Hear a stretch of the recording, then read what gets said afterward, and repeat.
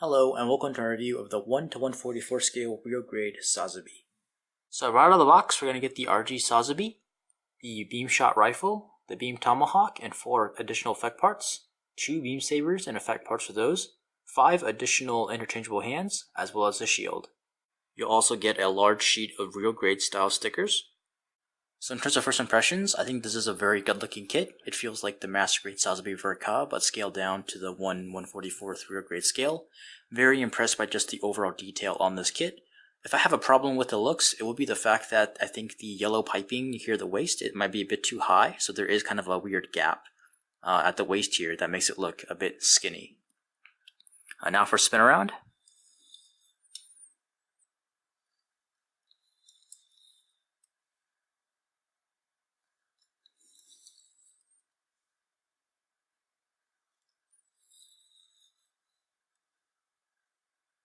So in terms of articulation, the head itself won't move up or down very much, but it will move off to the side and rotate a bit more than 90 degrees, like so. Now the Real Grade Sazabi does have an armor open gimmick of sorts, and for the head, the top part will slide up, and the bottom mask will also slide down to sort of reveal the mono eye. In terms of the shoulder articulation, the entire shoulder armor will move up and down. These sections will also move all the way up, as well as the section in the back will move all the way up. This is part of the armor gimmick.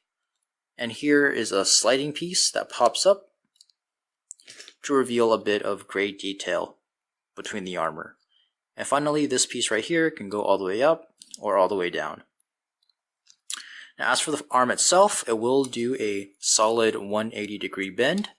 Over here, revealing some nice detail. It will also rotate 360 degrees. And the hand here has a little bit of wiggle room. The shoulder joint will also pull forward a very impressive amount and allow the hand to reach across the chest. So in terms of torso articulation, it will wiggle back and forth ever so slightly. It will also rotate on the waist 360 degrees. And it can also rock to the right or left, back and forth, but that's more so about the mechanism in the skirt section. In terms of the waist articulation, the front skirts will flip up about that much, the side skirts will flip up about that much, and the back skirts doesn't really move too much, it just kind of flaps around. But in terms of opening armor, the side skirts will slide down slightly, revealing a bit of detail there. And the back armor will slide open, revealing even more detail all over the back piece. In terms of the leg rotation, the front skirts will flip up, and you can do a solid char kick. Likewise, if you get the arms out of the way for the side, you will also be able to get a nice little kick. And as you can see here, there is that sliding mechanism for you to reposition where your hips are going to be. Now onto the other parts of the Sazabi, the armor down here as part of the upper open gimmick will also sort of slide open, revealing even more boosters. The front piece here will also slide forward slightly, allowing the feet to sort of wiggle forward. The feet itself is on a very good swivel, very nice range of movements, and the feet itself will bend down slightly as well as up slightly. The toe itself over here will also bend up or bend down, or the neutral position. But in terms of the leg bend itself, it's going to be not quite a 180 degree, but given the bulkiness of the lower leg, that can be expected. The front knee has this very nice sliding armor that sort of reveals the inner workings of the Sazabi itself, and I think that will look very nice once you paint it up. So for the backpack, the Sazabi has 2 of these giant fuel tanks, which are just mounted on ball joints, so not a lot of movement, but enough. The funnel racks are going to have a nice little range of movement up and down, as well as a bit of wiggle room off to the side. As for actually opening them, you just slide these open, and you will get a nice little image of the fin funnels actually blasting off.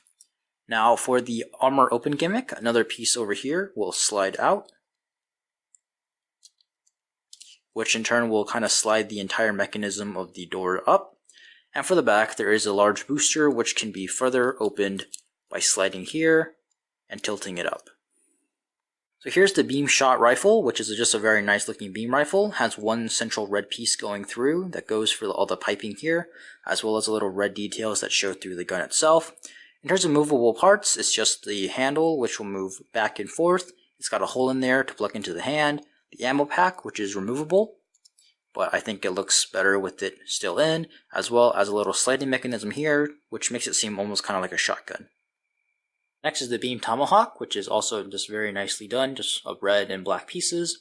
As you can see, there's two holes here to apply to the shield as well as the hand themselves. And you do get a massive range of effect parts, such as the two large beams, which just plug in like so, for a very intimidating effect. Or you can have the short beam effect parts, so you can mix and match like so. Now on the original kit, you will be able to have a cap on here that allows you to plug in a regular beam saber effect part, but unfortunately I lost it during my build, so don't be like me, and remember to always keep track of your parts. Speaking of beam sabers, you will get two of these beam sabers that plug in to the hand very nicely. I also do like the fact that the top cap here and the regular handle part are two different shades of red. And of course, you just plug in a beam saber effect part, and it's very nice. This isn't the usual kind of red straight beam effect part. It's more of a solid plasticky green with a lot more energy. Kind of reminds me of the Epion. Technically on the Sazabi, the beam sabers are stored here in the wrist, but unfortunately on the real grade, these won't fit in there, so it's just a red piece that plugs in there. It kind of looks like the head of the beam saber, but if you want to, it does in fact work, but I'm not sure how the Sazabi is going to wield that without cutting its own hand off. So here's the shield of the Sazabi. It's very nice, just one really big red part, some yellow vents as well as a black piece. Now, as you might notice on here, there is supposed to be a yellow seal, and that is given to you on the real grade stickers, but I'm planning to paint my kit, so I won't be painting it just yet. So here's the back of the shield. It's just plain red, unfortunately, but there is a lot of nice detail for anyone who wants to go and panel line all that. Here we have 3 missiles, just like the new Gundam and the high new Gundam. For the mechanism of attaching it to the arm, it's going to be a simple peg, attaches to the back of the arm, and then it can kind of swivel back and forth, and that can also swivel up and down. Now, if you flip it all the way up, you might notice there's a bunch of anchor points, which will work very nicely with the ones on the beam tomahawk. And if you apply it like so, line everything up, you will be getting a very nice storage spot for the beam tomahawk. But unfortunately, because of the way these pieces are made, you won't be able to have the beam effect part coming out while it's on the shield. If you move the missiles out of the way and slide the anchor points down a set, you'll be able to apply the effect parts and have a very, very intimidating looking shield. But last but not least, we have the funnels themselves. So a lot smaller than Amuro's, but very distinct on its own. Looks kind of like a rose. As you can see, there's 2 different shades of colors. It's going to be a very dark red for the top, but a lighter red for the petals, which will just flip out individually one by one. And then you can kind of push it to reveal the actual beam cannon on the top, and then they can go fly off to attack Amuro.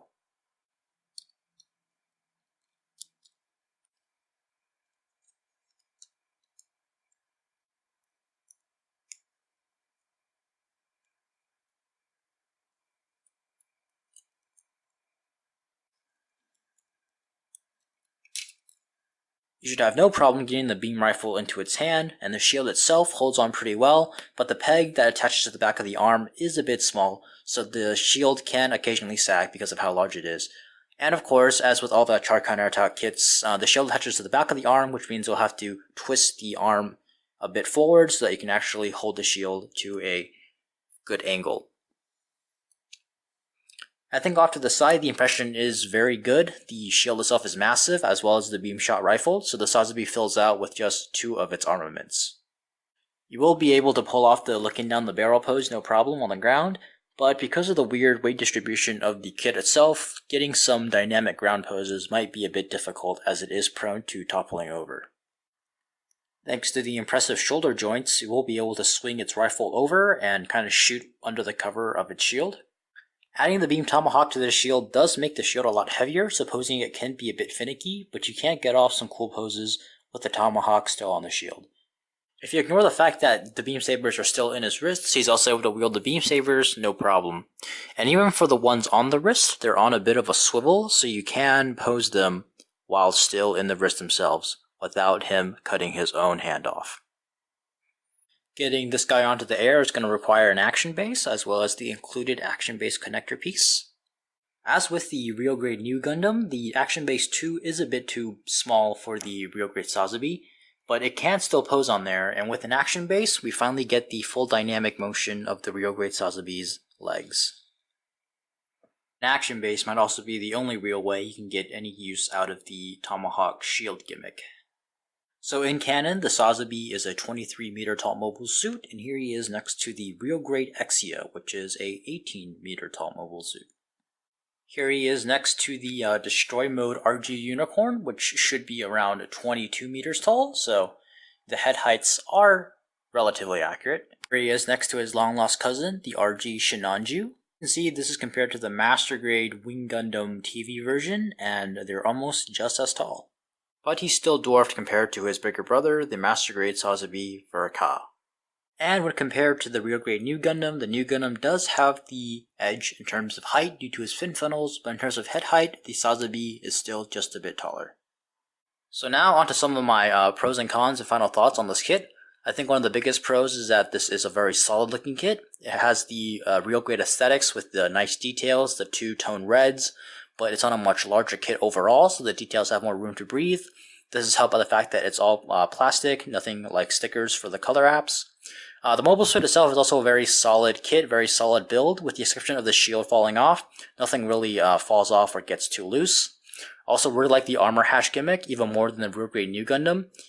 It's very impressive to have it at the 1/144 scale, and having the inner frame being shown off is very impressive, even without painting the Gundam at all. So onto some of the cons, which as mentioned before, the shield itself does fall off. It's just connected by a short little peg, but sometimes when you're just moving the kit around and posing it, it tends to fall off and it gets annoying. But if you do want to get a pose with a shield on it, you can most likely get it there and have it stay there for the actual pose itself.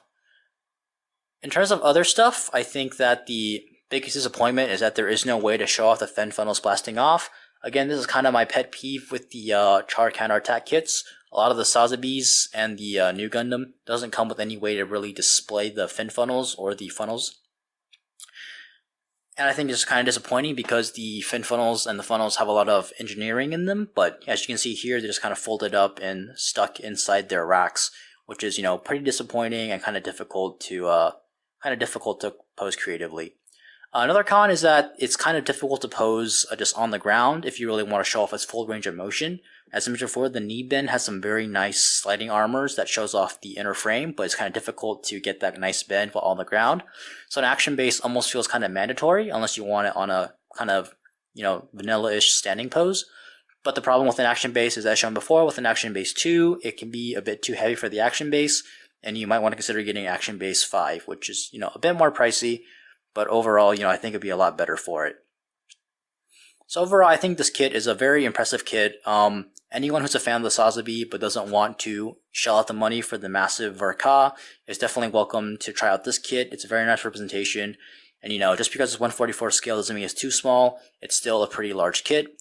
I think for $40 you can't really go wrong, especially if you get it with the Real Grade New Gundam. I think it'll make for a very nice diorama, very nice set for anyone who's a fan of the Char counterattack movie and the Amuro Char pair. So yeah, thank you for watching my review. Please comment, like, and subscribe, and stay tuned for more.